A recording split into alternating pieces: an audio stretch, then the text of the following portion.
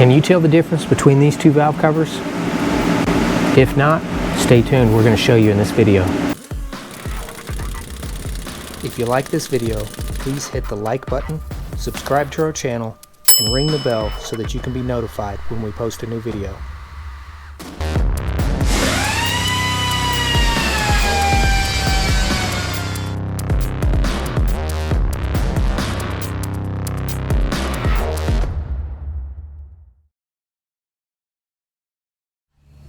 All right, we're back. We're ready to do some metal finishing on these 409 valve covers that we've narrowed for Don Hardy race cars. In the last video, we showed you guys how to precisely cut them, grind them, fit them, tack weld them, and fully TIG weld them. This video, we're going to show you how to metal finish all these welds so that they're not even visible, and that all these are going to need is powder coat. No Bondo, no sanding, just powder coat. What we're going to be using here is a pretty basic technique that we use on all of our metal finishing stuff here at Hammer Fab. So we're going to use a right angle grinder. This is just a cheapo that I get. These are like 50 bucks, you know, and they work great. You just got to make sure you keep them lubed. We're going to be using the right angle grinder with our 3-inch flex backer pad that we sell on our website at hammerfab.com. We'll put a link in the description below for these product here, so you can click on that. These work great. They're 3D printed out of rubber. We also have rigid nylon ones. We have gapper pads, 2-inch, 3-inch, 1-inch. We have ratty backers also, which are great for doing like inside radiuses on stuff. So the main one we're going to be using today is the flex backer, and that's mainly just because that's what was on my tool and it's going to work great. The other tool we're going to be using here is a DA orbital sander with a hook it Velcro pad on there, and we get our abrasives from Jag 10 Tools. They're in California, they're American made. So this is a 80 grit that's a really good abrasive. I like this 80 grit a lot. It's not I'm not a sandpaper expert, but this grit on this stuff lasts a lot longer than like the yellow pieces that you get. Those ones kind of crumble and deteriorate. These ones don't do that. So we got 80 grit on a DA sander, and this is 50 grit Rolock style, also from Jag 10 Tools. So it's a really high quality abrasive disc that works with our backer pads. A rule of mine here at the shop at Hammer Fab is we don't use anything more aggressive than 50 grit when doing metal finishing. Now, a lot of people might think, well, it takes longer to get the grinding done. Well, not really, not if your welding is better and your fitment is better and you're faster at all of those things. You know, you don't have to use a MIG welder. You don't have to use tons of weld. You know, the better you are as a fabricator, the faster it's going to be to get it done. You're not going to take as long. So it's kind of a different way of thinking than the majority of people think. We try and TIG weld everything that we do, or most of what we do, because TIG welding forces you to be a better fabricator. You have to have your metal fitment right on the money. Otherwise, it's not going to work out real well. If your fitment is better, it's going to make your whole process better, and you're going to be a better fabricator for it. So yes, it's harder initially, but once you get good at it, it's not harder. It's just, it's not. So that's what I teach here at Hammer Fab. That's what I teach in all my classes. That's what I've been doing for over 10, 15 years now as a fabricator. I've got one process that I do, and I stick with it, and I don't deviate from that. So we're going to have minimal grinding scratches. We're going to try and blend all the scratches out. So we're going to start with 50 grit on the 3-inch flex backer pad. Then we're going to swap that out for a 3-inch coarse Scotch-Brite pad, also from Jag 10 Tools, and that will screw right onto our 3-inch flex backer pad. And this is going to be what we use to eliminate the scratches from the 50 grit. So we're gonna start with 50 grit, go to the coarse, and then switch to the 80 grit on a DA. And then there's one more step, the final step that I'll show you guys, but you gotta wait till the end of the video. Here we go.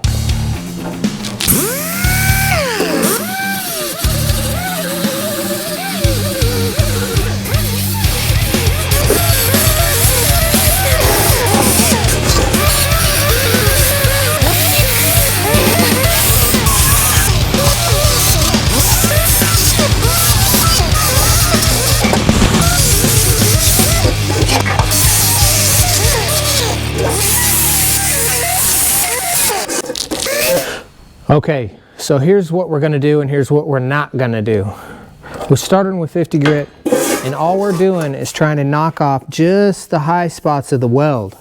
So if your panels are not perfectly flush with one another, don't grind it till the weld is gone. Not at this stage in the game. All we wanna do is eliminate as much of the weld as possible without grinding too much of the surrounding metal. If you grind too much of the surrounding metal, you're not going to have any metal left to beat on. So we need to hammer and dolly this to get the panels set straight, and that's going to, it's going to stretch the weld out, but it's also going to set our panels flush with one another. But you don't want to hammer on the weld if there's too much material there. Now, we don't have very much material there to begin with, but it's still too much. Okay, so we need to get rid of as much of that weld as possible right out of the gate.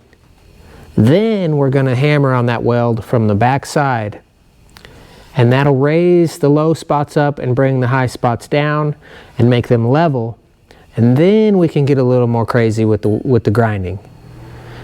Got it?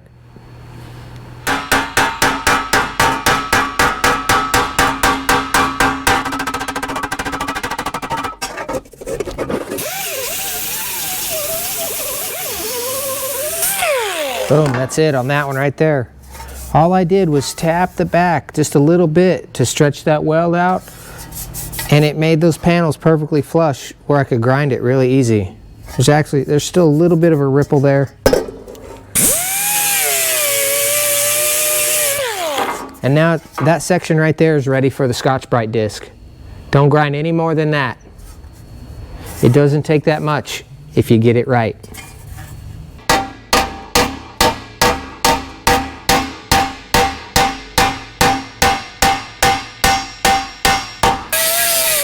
Always keep your disc flat with the surface. None of this leaning like this and pushing like that and grinding like on the corner. Okay, that's a bad habit to get into.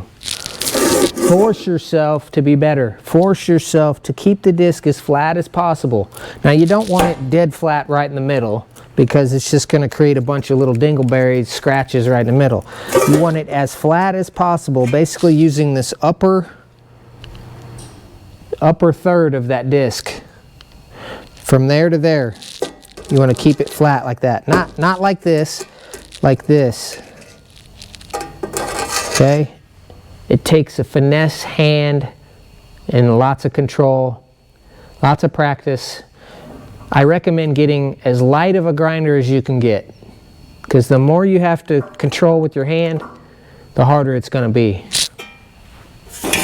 Okay, see how that right there does not line up? You know, I ground it off that way, but if I try and grind it anymore, I'm going to make it too thin. So all we got to do is stretch that weld right there a little bit.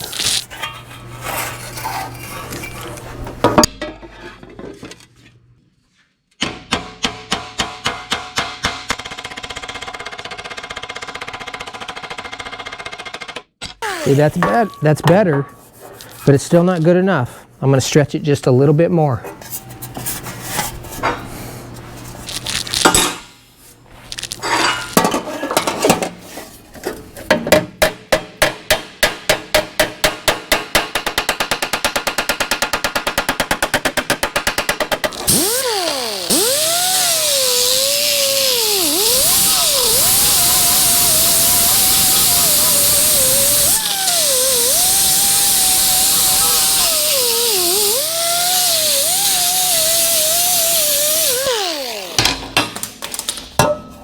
Now that section's ready for the Scotch-Brite.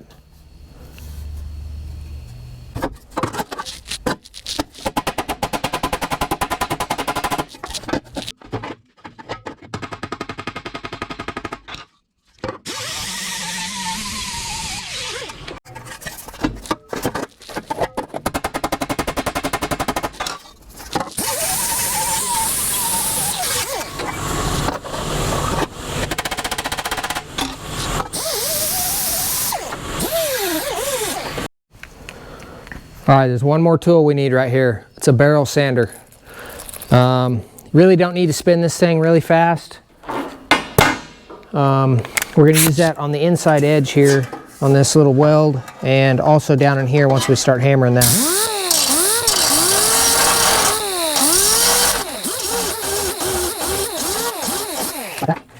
Okay, now we need to use the corner of the bench here and this.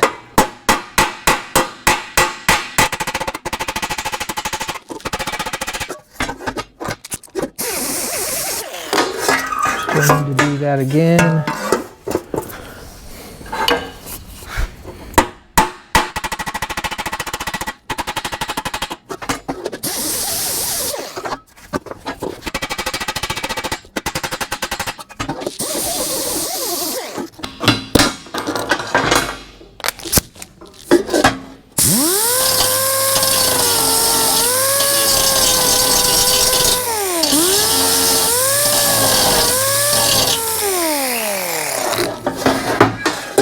Okay, now we need to hammer down in here. So that's a little trickier. I'm gonna have to get a special dolly for that. I'll be right back. All right, here's a couple more things we're gonna need. This is a stake dolly that I have. Works really well for this. Just need to get a dolly that fits that really nice. It's an antique tool. It works with a table that has a bunch of holes in it, but we're just using it in the vise now. Also, we're going to use this antique hammer, which is really nice. Got this from the Matco tool guy. And this one here is another one that you guys really should get. It's a snap-on hammer. It's a BF612. It's specifically made with a short head on it like that, but it's got extra weight to it. And we're going to need that for getting down inside here. So let's hammer out this weld so we can get in there with a barrel sander.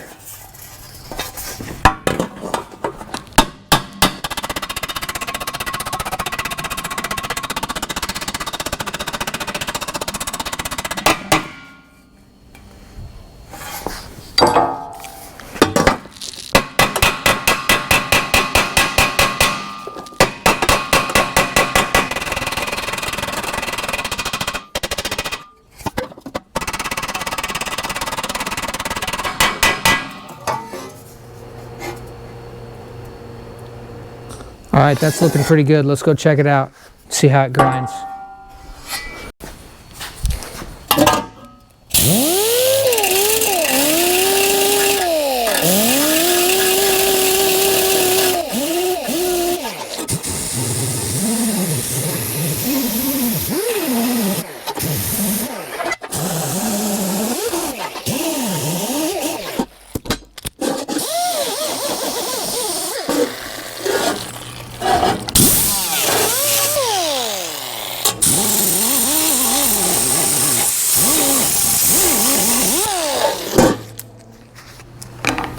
All right, now we're going to switch to the coarse Scotch-Brite disc, mainly focusing on this side right here so that you guys can see a quick start to finish. And the rest of it's pretty boring and it's all the same thing.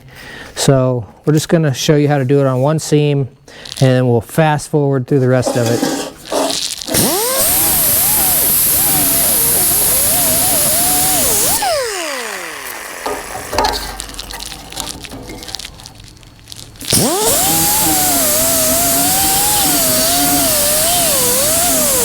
There again, you want to keep the disc nice and flat. Flat on that flange. Not in there like that, not like this. Nice and flat. Same thing up here. Nice and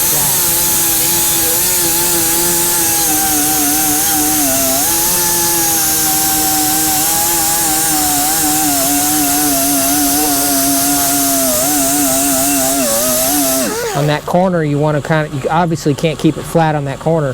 So you want to use the curve to your advantage, but you want to kind of keep flipping over it like that.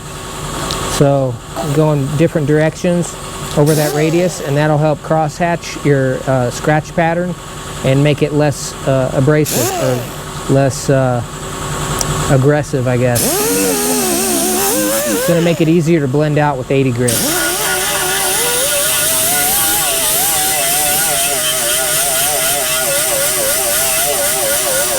The key is to keep moving and keep changing direction.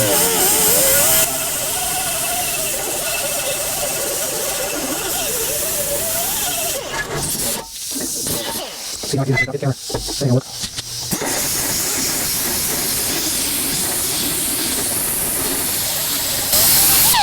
After a while, you kind of get a feel for how aggressive to get and what, angle.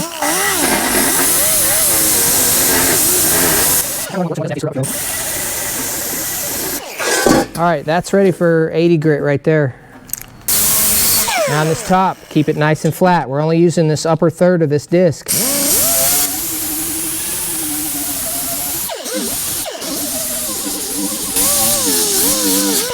Okay, my pressure changes throughout the process too, so I'll start out with higher pressure, like force down, and then as I start getting the scratches out, I lighten up on my pressure.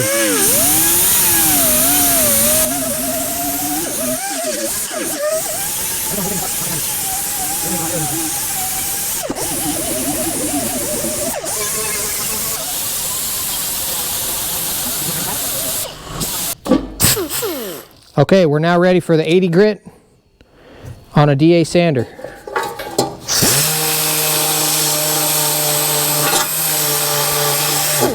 The goal of this is to blend out the Scotch-Brite scratches until they become 80 grit scratches.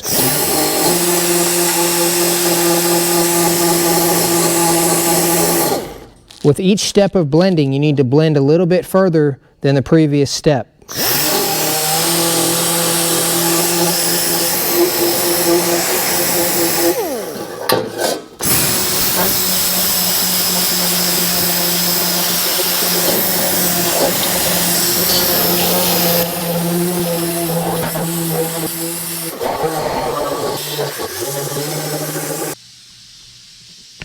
And there you have it. There's one side of the valve cover. We've still got the other side to do, but I'm going to wrap that side up, get it caught up so we can have one valve cover all done, and that way you guys can see the process from start to finish.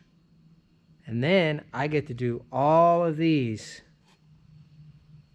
Actually, I've got more than that. I've got a whole nother box of them, but something like this makes a lot more sense to do it all at once instead of one at a time. So there it is.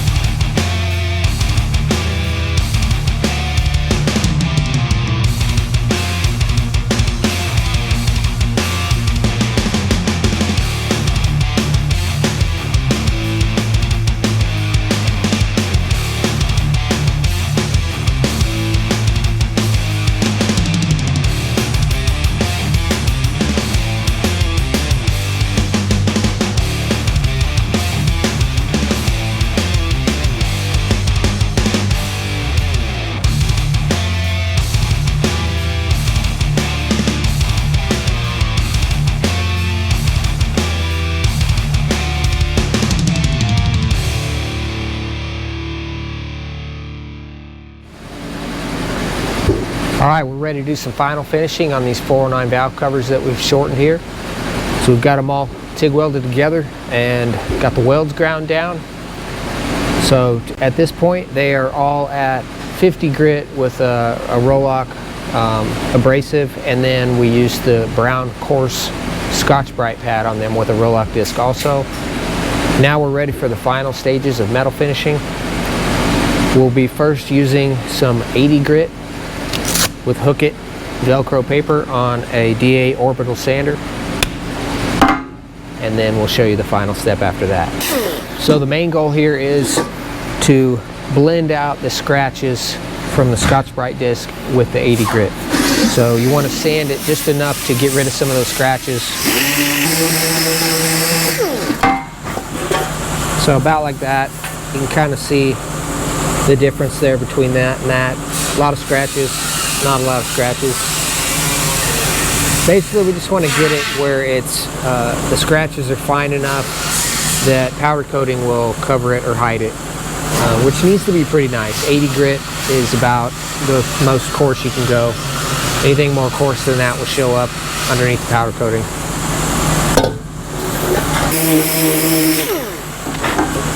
All right, we got a couple of spots on this one that we're going to have to weld up. So there's a pinhole there. If you kind of look, there's some daylight showing through there. So we need to weld that up. And then we've got a couple of little nicks right here and here. Well, there's one. That's about it. That one and that one. We'll weld those up and then finish this one later. So I'm not going to go. Oh, there's one little spot there we got to fill too. So we'll fill those up real quick. This is the only one that has anything like that, I believe. So let's get the other ones caught up and we'll come back to that one.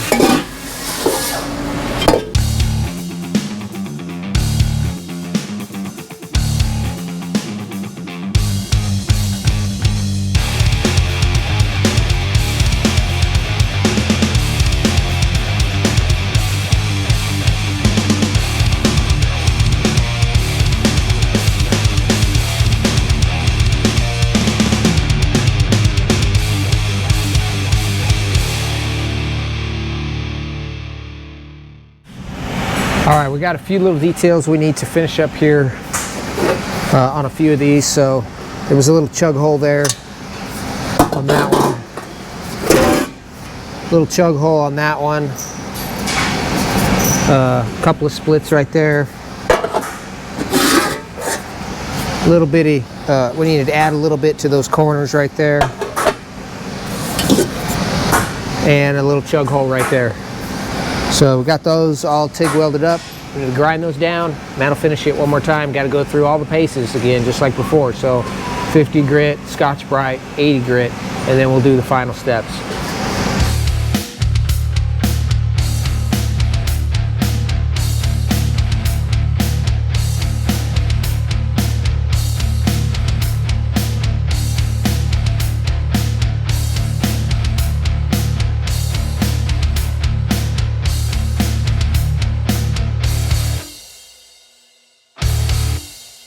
If you guys are interested in more great content like this on how to do fabrication, metal finishing, TIG welding, things like that, head over to patreon.com/hammerfab and check out our subscription options for exclusive content.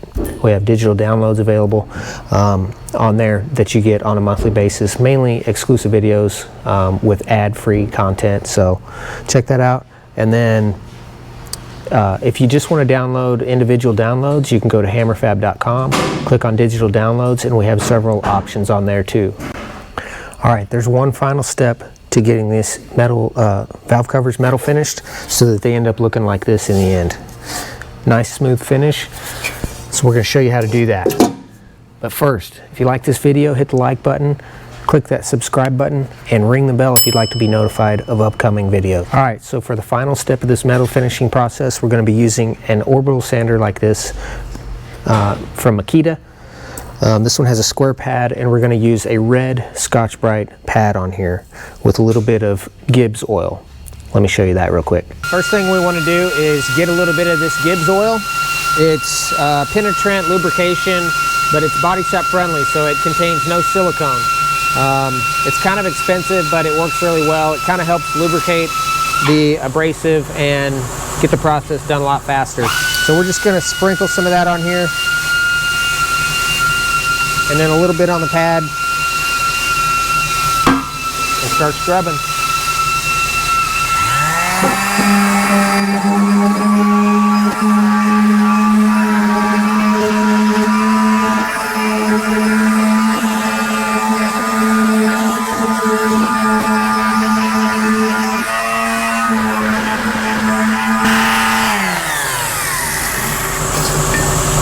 This final step may seem like a waste of time to a lot of people. You know, you got to use extra product, extra oil, but it preserves the metal instantly, and in the end it makes you really look like you know what you're doing, makes you look professional.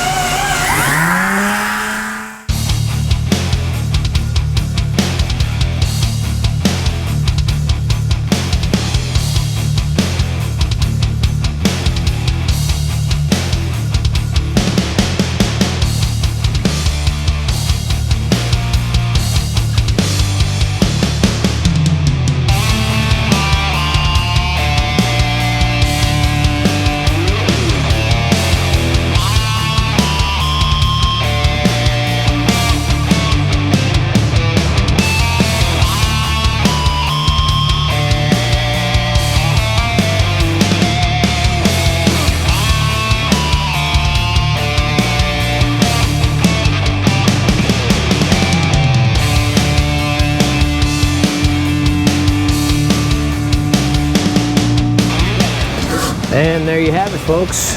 There's a shortened 409 valve cover. These are original style. They're not an original one, they're repop, but they're original style 409 valve covers that we cut, sectioned, re-TIG welded, and metal finished so that they can be powder coated. Here's a stock one that's been uncut. And if I stand them up on the bench, you can see how much taller it is. It's approximately an inch overall difference. The top one is stock, the bottom one is modified. If you'd like these on your engine, an LS3, go to DonHardyRaceCars.com. If you have him build you an engine, he'll set you up with some of these. Alright, that wraps it up for this video. These guys are ready to ship. Until next time, we'll see you later.